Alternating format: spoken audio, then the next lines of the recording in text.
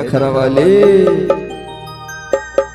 गजब नखरा वाली गोरी मूर्ति माया पताल गस गाल वाली मूर्ति माया गजब नखरा वाली गोरी मूर्ति माया पताल गस गाल वाली मूर्ति माया अरे भैया बोला अरे पगला बोला अरे भैया बोला झन बना रे ये याद अमरैया चाँद अरे भैया बोला झन बना रे ये याद अमरैया चाँद गजब नखरा वाली गोरी मूर्ति माया पताल गस गाल वाली मूर्ति माया गजब नखरा वाली गोरी मूर्ति माया पताल गस गाल वाली मूर्ति माया अरे भैया बोला अरे पगला बोला अरे भैया बोला झन बना रे ये याद अमरैया चाँद अरे पगला बोला झन बना रे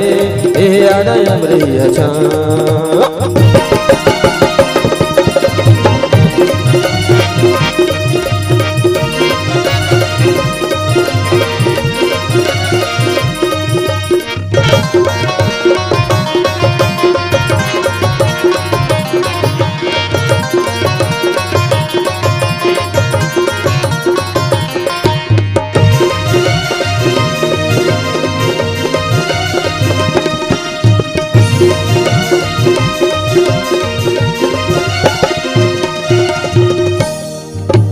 गजब सुघर दिखे गोरी तोर गाल के दिल्ली काका होले जाते रे भगा के बम बजेले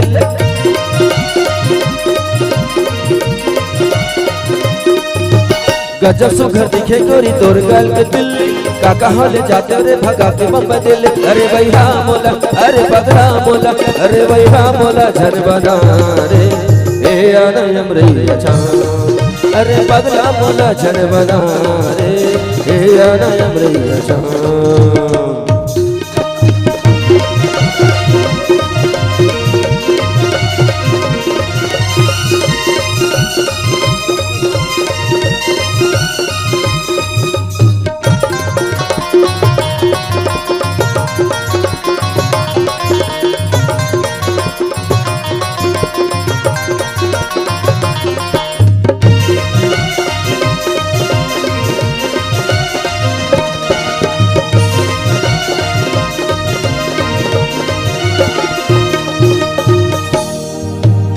हर बार में रानी गोरी मैं हाँ दुल्हे राजा दोनों के बिहार हो हिला हूँ बैंड बाजा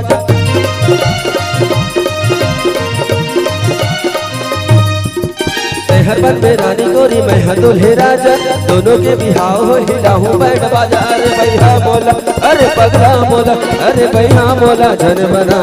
रे ये याद अमरैया चाँद अरे पगला बोला झन बना रे ये याद अमरैया चाँद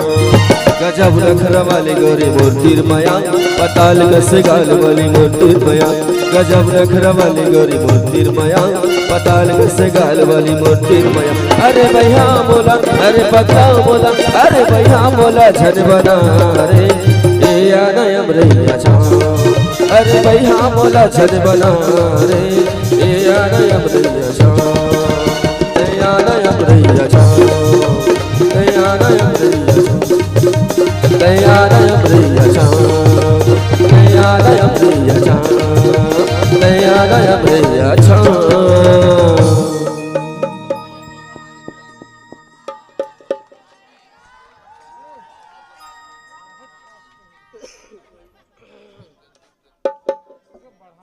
सच बातें है प्रिय साथियों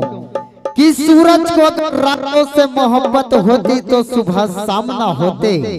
जी हाँ, प्यार तो सभी करते हैं लेकिन मोहब्बत के इनकार नहीं करते। एक बार